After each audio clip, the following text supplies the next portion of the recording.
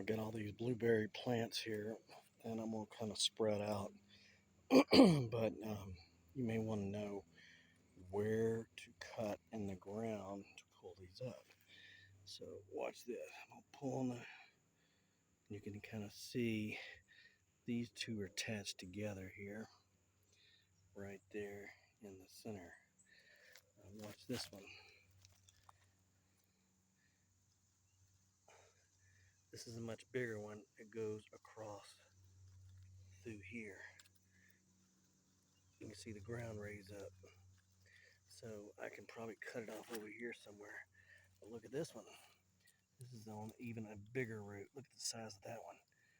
I can bring that one, just snip it off with a pair of snips, and I should be able to bring that whole branch and replant it. So just wanted to show you how to find where to cut to transplant a blueberry bush.